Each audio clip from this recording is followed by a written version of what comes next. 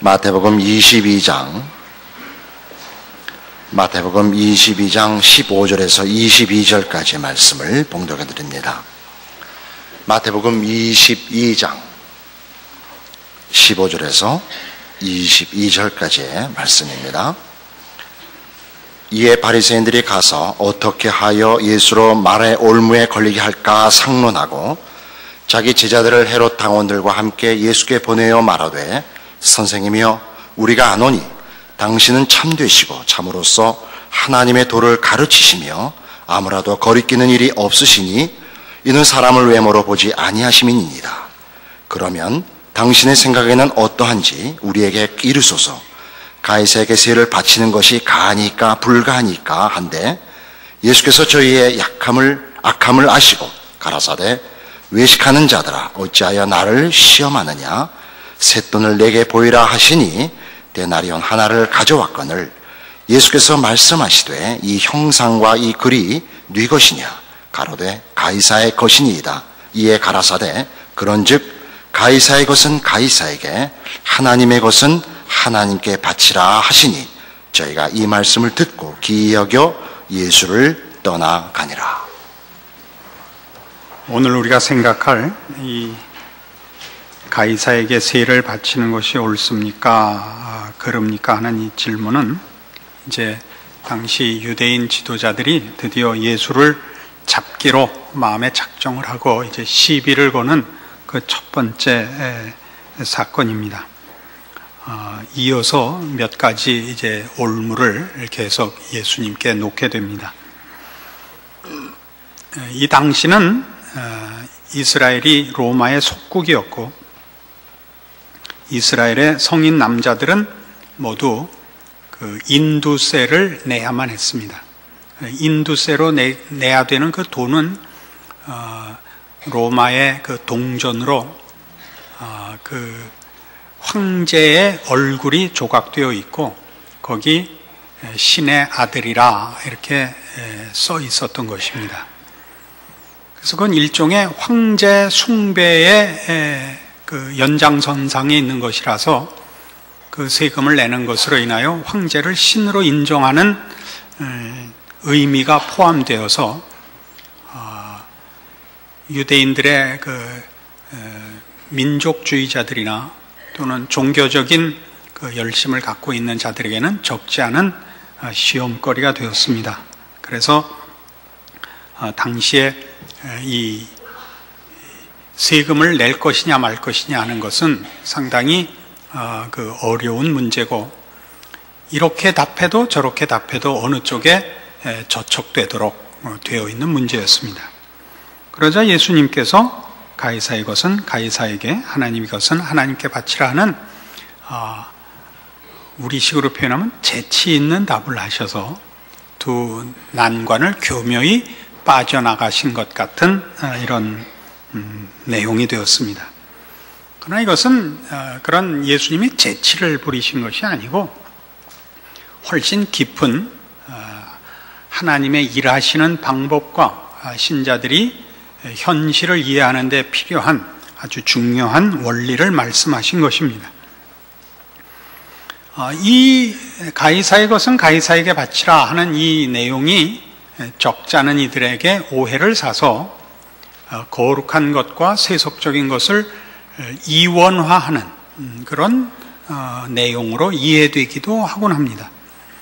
세상을 사는 한 필요 악같이 사는 건 사는 방법으로 어쨌든 하고 신앙은 신앙으로 또 별개의 것으로 구별하여 하나님께 속하는 것, 신앙에 속하는 것과 이 세상을 사는 현실을 이렇게 두 개의 국면으로 가지고 있는 일종의 타협같이 성속의 구별을 가지는 내용으로 오해되기도 했습니다. 전혀 그런 뜻이 아닙니다. 여기서 가이사의 것은 가이사에게 바쳐라 하는 이 바친다는 뜻은 돌려준다는 뜻입니다. 좀 더 직접적인 의미는 빚을 갚는다 하는 뜻입니다.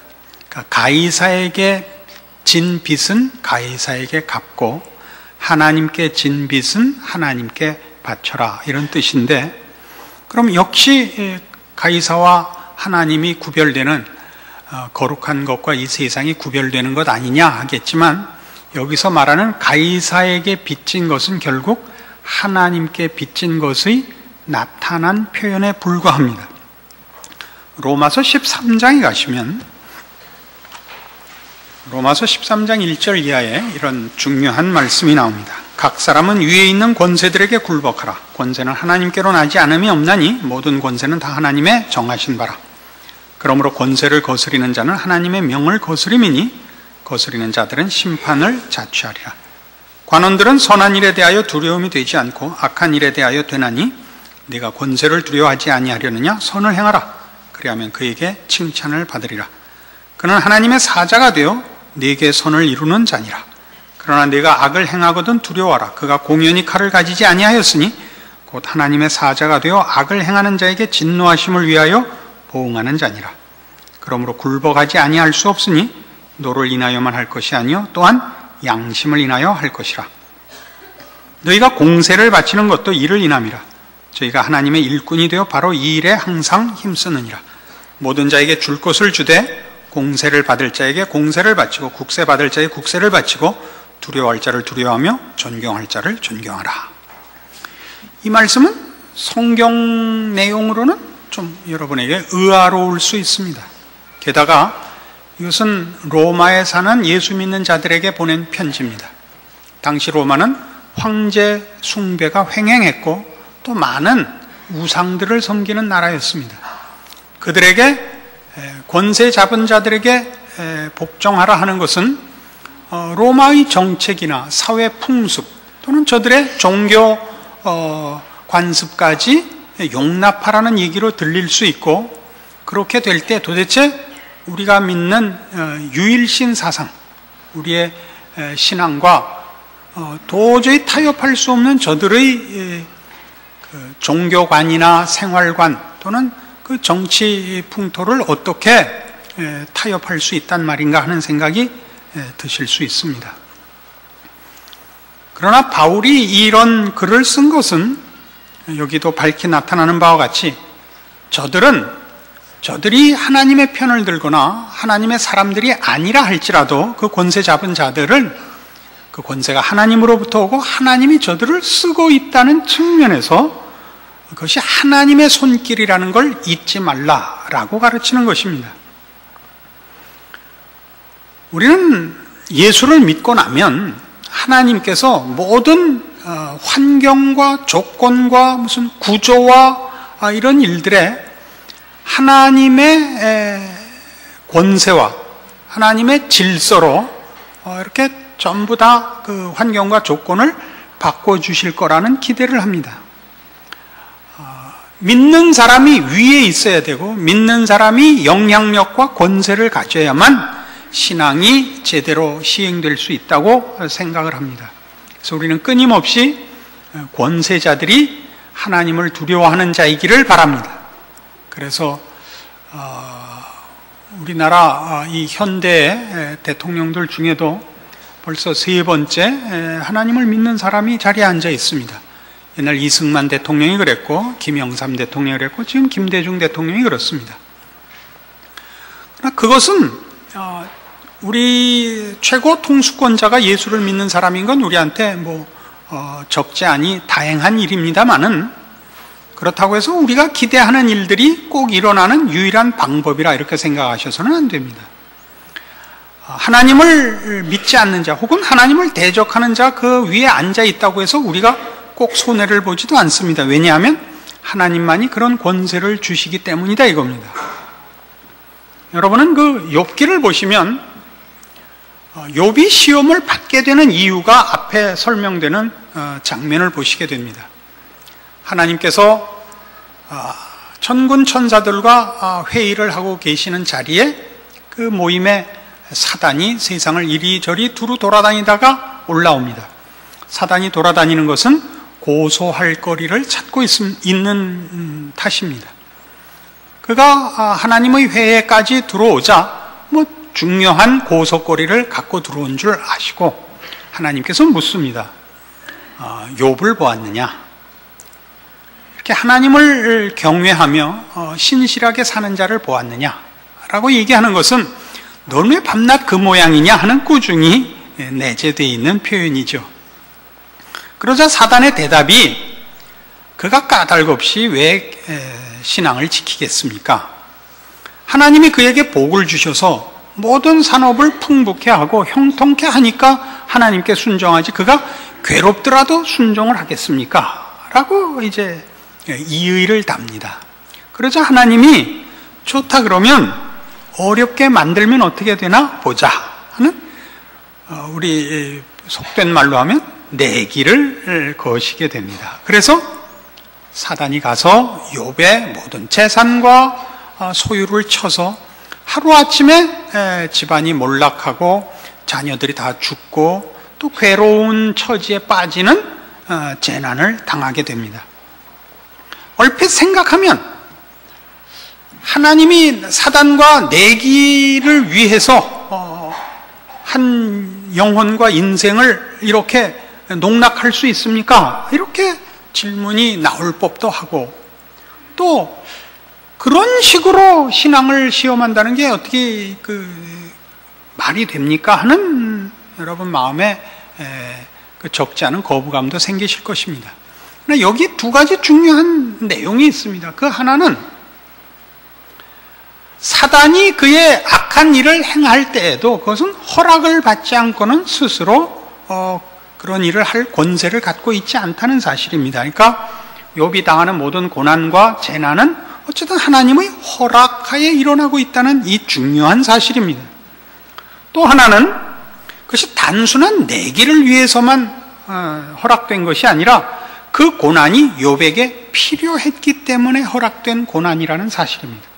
그 고난을 통하여 욥은 우리가 욥기의 결론에서 보는 바와 같은 고난받기 전에 7배의 축복을 받습니다. 그것은 다만 물질의 축복이나 보여지는 것의 축복 이상의 내용상의 것입니다. 내가 전에는 하나님께 대하여 귀로 듣기만 하였사옵더니 이제는 눈으로 주를 뵙니다 라는 경지에 오르는 일을 위하여 그 고난은 필요했던 것입니다. 우리가 오늘 분명히 알아야 되는 건 이것입니다. 어떤 일도, 말하자면 거룩한 종교의 형태로 또는 선하고 유익되고 형통한 조건으로 다가오지 않는 일들에 대해서도 그 배후에는 언제나 하나님의 통치와 손길이 있다는 사실입니다. 우리는 그것이 우리가 아는 하나님께 속한 거룩하고 영광되고 복된 모습으로 오는 것은 하나님의 간섭이고, 그렇지 않은 것은 악한 무리들의 그 공격이라서 어서 속히 이 악한 무리들의 손에서 저를 건져내 주십시오라는 것을 무슨 신앙의 일종의 보상으로 또는 우리의 간구의 중요한 내용으로 삼고 있습니다마는, 그런 악하고 우리를 고난과 재난으로 얽어매는 것조차도 하나님의 허락 없이는 이루어지지 않으며, 그것이 허락된다는 것은 복되고 형통한 것으로는 이룰 수 없는 일을 이루기 위하여 그런 일이 있다는 사실입니다.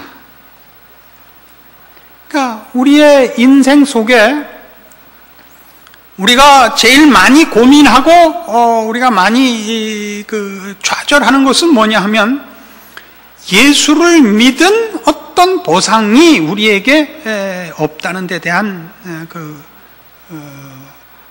절망입니다. 얼마 전에 어떤 분이 외국으로 나가시게 되면서 인사차 오셨습니다. 환갑이 넘으신 분인데 평생을 이 사는 일에 지치고 지친 분입니다. 열심히 살았으나 한 번도 넉넉한 경제적인 여유를 가져보지 못했는데, 결국 마지막에는 외면할 수 없는 사람에게 보증을 서서 마지막 갖고 있던 집까지 은행에 빼앗겼습니다. 그래서 이제 한국에는 일할 데가 없고, 한국은 뭐 쉰만 되면 다 잘라버렸으니까요. 미국으로 일을 하러 가게 됐습니다. 물론 당연히 은행에서 출국 정지 조치를 했죠. 은행에 찾아가서 내가 도망가자는 것도 아니고 갖고 도망갈 재산도 없다. 내가 빚을 갚고 죽으려고 내가 일하러 간다. 그러니까 한 푼이라도 받고 싶으면 나를 보내달라 해서 은행이 보내줬습니다. 하루에 12시간씩 일을 하고 계십니다. 환갑이 넘으신 분이 12시간을 앉아있을 틈이 없고 점심을 사 먹으러 나갈 틈이 없어 동료들 중에 누구 하나가 대표로 나가서 햄버거나 핫도그를 사오면 일하면서 서서 먹는 일을 하고 있습니다. 마지막으로 한 얘기가 이겁니다. 나는 열심히 살고 성실히 살면 언젠가는 웃을 날이 올 거라고 기대를 했습니다. 마지막에 여태껏 힘들었던 것보다 더 힘든 이 처참한 처지는 뭡니까? 이렇게 하고 돌아가셨는데 저는 전적으로 공감을 합니다. 저는 제 처지도 그분보다 조금도 낫지 않습니다. 이렇게 산다는 게 어려울 수가 없습니다. 저는 생각하기를 목숨을 걸고 진심을 다하여 하나님의 사람으로 정직하게 살면 나머지는 좀 하나님이 봐주실 줄 알았습니다. 안 봐주십니다. 여러분들 중에도 많은 분들이 어려운 현실을 살고 있을 거라 생각하는데 여러분들이 어느 만큼 힘든지 모르지만 저도 그만큼 힘듭니다. 그리고 사는데 제일 필요한 건 돈입니다. 그죠? 신앙이 아닙니다. 우리끼리 얘기합시다. 돈이 제일 필요합니다. 그건 하나님이 가져다 주시는 줄 알았더니 하나님은 돈은 안 주십니다. 이런 일들에 대한 아직 저는 해답은 갖고 있습니다만 해답의 자리에 나와 있지는 않습니다. 시편 105편에 가보십시다. 우리의 이런 한숨과 이런 절망에 대하여 성경에는 이런 길을 앞서간 믿음의 선조의 인생이 기록되어 있습니다. 거기 답이 있습니다. 시편 105편 16절입니다. 그가 또 기근을 불러 그 땅에 임하게 하여 그 의뢰하는 양식을 다 끊으셨도다. 한 사람을 앞서 보내셨으며 요셉이 종으로 팔렸도다. 그 발이 착고에 상하며 그 몸이 쇠사슬에 매였으니 곧 여호와의 말씀이 응할 때까지라. 그 말씀이 저를 단련하였도다. 이렇게 되어 있습니다. 우리가 아는 요셉은 종종 양극단으로 이해가 나뉩니다. 많은 분들이 요셉을 야망을 가진 사람, 꿈을 가진 사람, 위대한 비전을 가진 사람, 형제와 부모가 자기 앞에 나와 무릎을 꿇는 그런 꿈을 가졌던 사람, 그런 또 믿음을 가졌던 사람, 그래서 모든 고난에도 불구하고 믿음의 승리를 이루어 승리한 사람, 이렇게 이해를 하기도 하고, 또 저 같은 생각을 하는 사람은 요셉은 아무 죄 없이 아무 생각 없이 잘 살다가 하루아침에 재난과 어려움에 처해져서 정신없이 처절한 젊은 시절을 보냈던 사람, 이렇게 이해하기도 합니다. 이 후자의 견해를 제가 좋아하는 이유는 살아보니까 그렇고, 그다음에 성경의 표현도 이 후자가 맞아 보여서 그렇습니다. 오늘 우리가 본 요셉은 17살에 그 꿈을 꿉니다.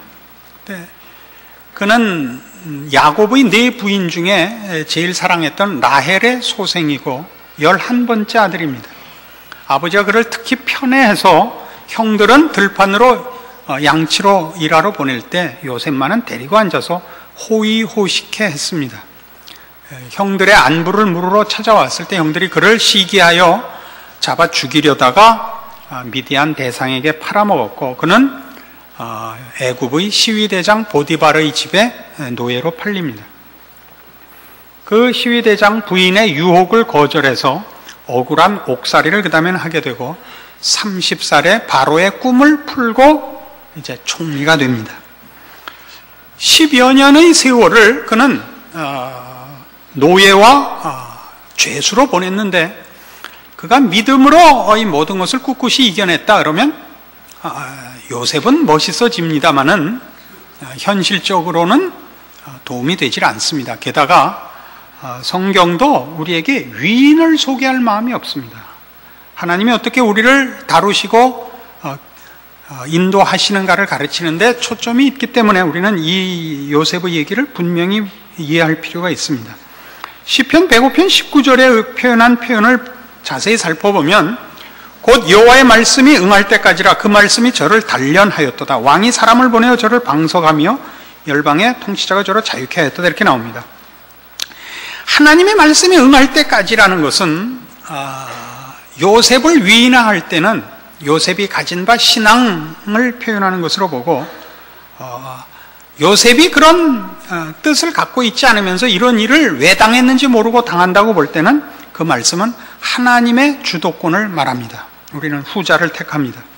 왜 그렇게 보느냐? 18절에 그 힌트가 있습니다. 그 발이 착고에 상하며 그 몸이 쇠사슬에 매였다, 이렇게 되어 있습니다. 그가 어떻게 그 죄수 생활에 육체적인 고난을 겪었는가를 표현하는데, 그 몸이 쇠사슬에 매였다는 표현은, 몸이라고 번역된 단어는 원어로는 혼입니다. 원래는 혼이고, 쇠사슬에 매였다라는 표현은 쇠사슬이 그 혼을 꿰뚫었다는 표현입니다.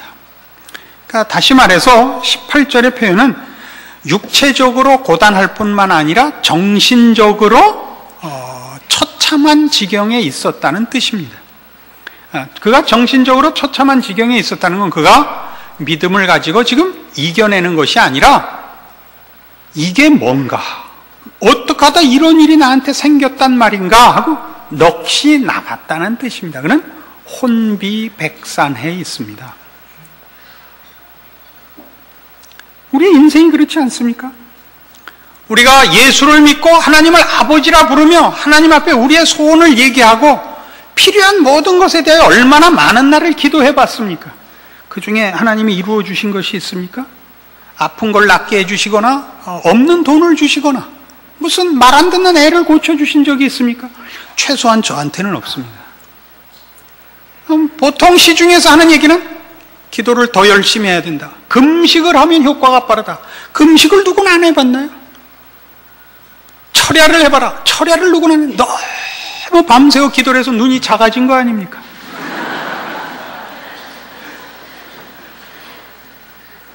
하나님은 도대체 어떻게 일을 하시는 걸까요? 이 감옥소에서 또는 노예로 있으면서 요셉이 겪었을 마음의 갈등을 생각해 보십시오. 종노릇하는 것 같이 치사하겠습니까? 종노릇하는 것 같이. 죄수된 것 같이 억울하겠습니까? 죄가 없는데. 얼마나 그가 가장 큰 억울함과 속박 속에, 정신적, 육체적으로 처참함 속에 있었겠는가? 그의 마음이 얼마나 참담했겠는가 생각해 보십시오. 그러나 요셉의 인생은 여기서 끝나지 않습니다. 그는 바로의 꿈을 해석하고 총리가 됩니다. 그는 예전에 꿨던 꿈, 그게 무슨 꿈인지 몰랐던 그 꿈이 실현되는 것을 봅니다. 그의 형들이 그 앞에 와 무릎을 꿇습니다. 비로소 합니다. 하나님이 나를 이렇게 훈련하셨구나.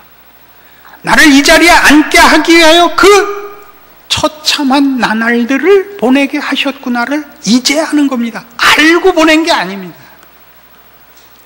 아까도 얘기한 것 같이 전 아직 총리의 자리에 앉지 않았습니다. 전 아직도 감옥 속에 있습니다. 여러분의 대부분의 신앙 현실도 그럴 것입니다. 여러분은 남의 노예 같고 억울한 죄수 같을 것입니다. 우리가 알아야 하는 것은 하나님이 우리를 사랑하시고 복 주시기 위하여 찾아오는 모습이 꼭 산타클로스로 오시지 않고 죄수로, 노예 상인으로 찾아올 수 있다는 것을 인정해야 합니다. 산타클로스가 와서 준 선물보다 옥리가 와서 우리를 붙잡아 우리를 착고에 채운 것이 우리에게 더 큰 유익이요, 다른 것으로는 만들 수 없는 것을 만드는 유일한 방법이기 때문에 하나님이 그렇게 우리의 인생을 인도하신다는 것을 믿어야 합니다. 저는 건너왔기 때문에 여러분에게 믿으라 그러는 거 아닙니다. 저도 감옥 속에 있습니다. 저도 답답합니다.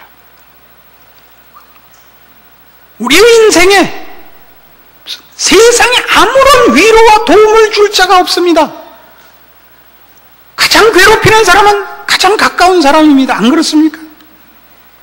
같은 집에 있는 사람들이 가장 속을 썩입니다.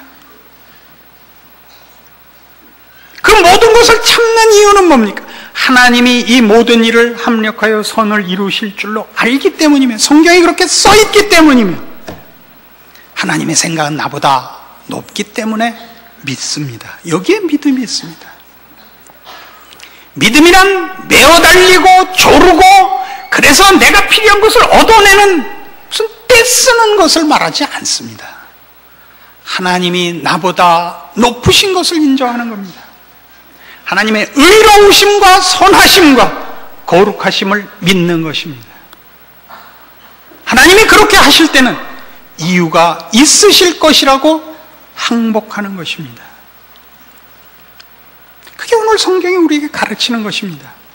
왜 우리 이스라엘을, 하나님 믿는 우리나라를 저 우상 섬기는 로마의 속국이 되게 하셨습니까? 이유가 있다 이겁니다. 구약 선지자 예레미야는 유다 보고 바벨론에 항복하라고 해서 매국노로 몰려 죽습니다. 동족들에게. 그가 항복하라고 하는 이유는 정치적인 차원에서 목숨을 부지하기 위하여 큰 나라에 항복하라는 것이 아니라 그것이 하나님의 손길이기 때문이었습니다. 이스라엘의 잘못 때문에 하나님은 바벨론을 들어 유다를 치는 것입니다. 하나님의 벌을 순히 받으라는 것입니다. 미가서 6장에 가시면 이런 식의 표현이 나옵니다.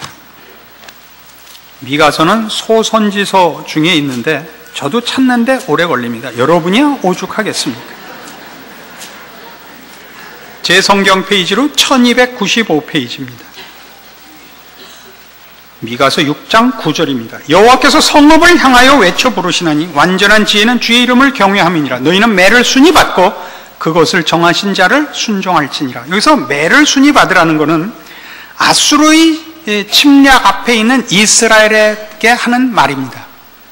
아수르의 침략에 항복하고 그 매를 순히 받으라는 겁니다.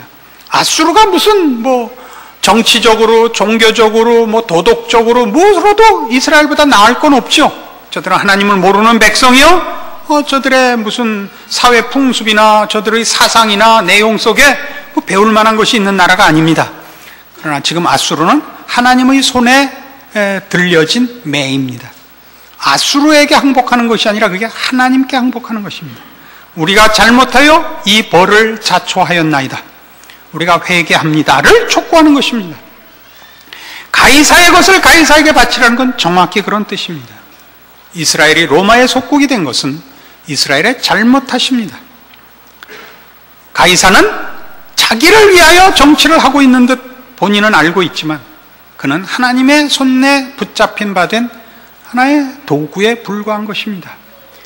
가이사에게 진 빚이 있는 것입니다. 그걸 바쳐야 하는 것입니다. 우리 인생에도 똑같습니다. 여러분의 고달픔과 여러분의 무슨 억울함, 여러분의 무슨 말로 할 수 없는 어떤 형편과 조건들이 다 여러분을 위하여 존재한다는 것을 인정하시고 순히 순종하십시오. 게으름을 방조하자는 얘기 아닙니다. 타협하라는 얘기도 아닙니다. 여러분에게 주어진 인생 현실의 어떤 조건이나 환경도 하나님의 손길이 아닌 것이 없으며 하나님께서 지켜보지 않는 것이 없다는 것을 인정하라는 뜻입니다. 그리고 그것으로 인하여 여러분에게 하나님이 무엇을 만들려고 하는가 믿음의 눈으로 기다리시라 이겁니다. 자폭하지 마십시오. 그 모든 것을 자꾸 벗어버리려고만 하시지 말라 말입니다. 고통을 기준한, 고통을 벗어버리고 짐을 벗는 싸움으로만 몰려가지 말라 이겁니다. 져야 할 짐을 지시고 당해야 할 훈련을 당하셔야 합니다. 성경이 우리에게 가르치는 것입니다. 우리의 자랑할 것이 없어 보이는 모든 것들이 사실은 누구에게는 돈을 주고 누구에게는 세력을 주고 누구에게는 명예를 준 것과 조금 더 차이가 없는 하나님의 복 주시는 손길로 여러분에게 지금 간섭되어 있는 것입니다. 여러분은 감사할 것과 자랑할 것으로 가득 차 있지, 여러분은 누구를 부러워하거나 시샘하거나 여러분의 처지를 한탄할 이유가 없는 하나님의 사랑을 입은 백성입니다. 그래서 우리는 로마서 8장에 기록된 이런 내용이 진정 어떤 의미로 기록됐는가를 오늘 이런 말씀을 근거로 해서 확인합니다. 어떤 내용이죠? 8장 28절 이하의 내용입니다. 로마서 8장 28절입니다. 우리가 알거니와 하나님을 사랑하는 자 곧 그 뜻대로 부르심을 입은 자들에게는 모든 것이 합력하여 선을 이루느니라. 이 말씀입니다. 31절, 그런즉 이 일에 대하여 우리가 무슨 말하리요? 만일 하나님이 우리를 위하시면 누가 우리를 대적하리요? 자기 아들을 아끼지 아니하시고 우리 모든 사람을 위하여 내어주시니까 어찌 그 아들과 함께 모든 것을 우리에게 은사로 주지 아니하시겠느냐? 아들까지 줬는데 그 외에 무엇을 아끼겠습니까? 그럼 여러분에게 주어진 짐과 무슨 고난과 환난은 그 아들을 주시는 사랑으로 준 여러분의 복입니다. 뒤에는 이렇게 되어 있죠. 35절, 누가 우리를 그리스도의 사랑에서 끊으려? 환난이나 곤고나 핍박이나 기근이나 적신이나 위험이나 칼이랴. 38절에 이렇게 되어 있습니다. 내가 확신하노니 사망이나 생명이나 천사들이나 권세자들이나 현재일이나 장래일이나 능력이나 높음이나 깊음이나 다른 아무 피조물이라도 우리를 우리 주 그리스도 예수 안에 있는 하나님의 사랑에서 끊을 수 없으리라. 오늘 우리는 우리의 고달픔을 인하여 울 수 있습니다. 그러나 우리는 절망하지 않습니다. 우리는 우리가 당하는 재난에 대하여 한숨을 쉽니다. 그러나 비극은 없습니다. 기도하십시다. 하나님 아버지 은혜를 감사합니다. 우리의 인생, 우리의 운명은 하나님 손안에 있고 우리에게 있어서 복되지 않은 순간이 없음을 인정합니다. 우리가 흘리는 눈물과 한숨은 우리의 시선이 짧은 탓이요, 우리의 생각이 못 미치는 탓이지 그것은 우리를 해하거나 우리를 절망케 할 수 있는 것들이 아님을 주 안에서 믿습니다. 하나님은 우리에게 그 아들을 주신 분이요, 우리를 위하여 모든 능력을 동원하시는 우리 아버지심을 알기 때문입니다. 오늘 우리가 처하고 있는 현실에 대하여 가지는 어떤 불만이나 어떤 마음의 섭섭함도 주의 주대심과 우리를 인도하여 마침내 세우시는 약속된 영광 앞에 다 뒤로 물리쳐질 것을 믿습니다. 주께서 우리에게 향하신 사랑과 베푸신 능력이 어떠한 것을 다시 한번 확인하고 이 모든 일에 믿음으로 승리하는 우리 하나님의 자녀들, 또 그 인생들이 되게 하사 마침내 하나님이 우리에게 이루실 것들로 세우시는 그 날을 향하여 오늘 하루를 묵묵히 하나님의 사람으로 살아나가는 믿음의 승리와 인내를 허락하여 주시옵소서. 예수님 이름으로 기도합니다. 아멘.